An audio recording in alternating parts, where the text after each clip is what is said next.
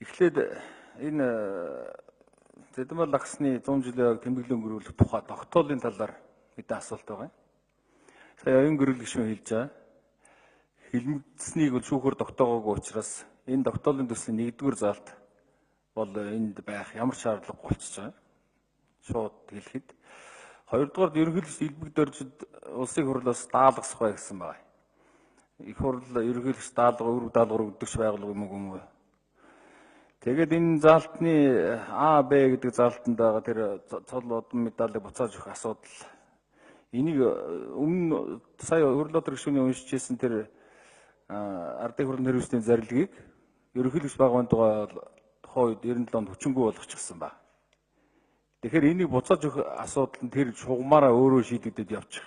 Ийм асуудлыг бид нар их хурлын тогтоол гаргах ямар ч үндэс байхгүй.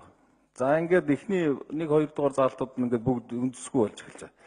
За 3 дугаар заалтан дээр ирэхээр энэ засгийн газар даалгасан энэ чиглэл өгөх бол харин байж болохоор зүйл. Гэхдээ бид нар бол бас эрх зүй төртөө хуулиа дагадаг улс учраас энэ нийтээр тэмдэглэл баярын болон тэмдэглэлт өдрүүдийн тухай хуулийн 5.2 заасны дагуу иймэрхүү одоо хүний бусад одоо байгууллагуудын ойг бол засгийн газараас тогтоож явуулж ирсэн уламжлалтаа одоо өнөөдрийг хүртэл хуулиндаа тэгээ заасан. Тэгэхээр энэ ажлаа засгийн газар хийгээ явуучих бүрэн боломжтой байгаа. Ингээд үүнээс үзэхээр бол энэ Зэдмэл лагсны мэндэлсний 100 жилийн тэмдэглэлийн өнгөрүүл тухай улсын хурлын тогтоол бол их хурлаас гарах ямар ч тийм шаардлага харагдахгүй байгаа юм л да. Нэг хоёрдугаар ер нь бол энэ хилмигдлийн асуудал бол зөндөө ярьлаа бид нар. Улс төрийн хилмигдэл, янз янзын хилмигдэл.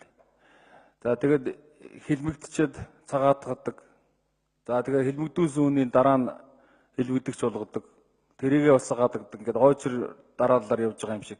Одоо хойштой яадаг юм бас хэдэн жилийн дараа түрүү Баасаагүй гишүүн хэлж байна. Энэ хоёр ерөнхийлөгч 3 дахь ерөнхийлөгч энэ хоёрыг одоо юу гэдэг юм цагаатгадаг ч юм уу. Иймэрхүү ийм маягаар ингээд цаашаа явах юм уу?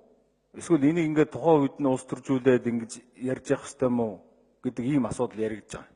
Миний ойлгож байгаагаар бол ер нь цагаатгаад ч юм уу, магтаад ч юм уу, муулаад энэ бол тэртээ дэргүүн ард түмний ухамсарт тогтцсон ийм нэгэн тэр хүний талаар түүхэн ойлголт авчихсан байна. Харин энийг үнэн мөнөөр залуу хүмүүст ойлгуулах, залуучуудад төр нийгмийн зөвтгөлтнүүдэд таниулах утгаараа энэ чиглэлээр ажил явуулах нь би зөв гэж үзэж байгаа. Тэрнээс биш бол одоо сэтгэлийн хөдөлгөөрч гэдэг юм уу, хууль тогтоомж өрчөөд ч юм уу, эсвэл янз бүрийн байдлаар энэ шийдвэрүүдийг гаргах нь цаашдын манай одоо их хурл парламентын нэр хүнд өөрийнх нь одоо үйл ажиллагаа явуулах юунд бол ийм одоо алдаа гаж гарна гэж би үзэж байгаа юм. За 90 онд би бол одоо 89-90 оны арц холбооны гишүүн. Тухайн үед бол хэрвээ Зэдмэл лагсны цагаатгах тухай би ярьжсэн бол энэ Монголын арц холбоо арцнаа байх үгүй юу л болох байсан баг. Цаг хугацаа гэдэг бол ийм одоо хурдан өнгөрөөд хүмүүс ингээд өөрчлөгдөөд шинэ үе гарч ирсэн. Тийм учраас би юу хэлэх гэж байна гэхээр түүхэн үнэн мөнийг үннээр нь одоо залуучуудад ойлгуулах тал дээр л энэ чиглэлийн арга хэмжээг авч явуулах нь зүйтэй гэсэн ийм одоо бодол байгаа юм. Тэгэхээр одоо элбэгдэр ерөнхийлөгчдөд даалгавар өгдөг нь ямар байд юм бэ?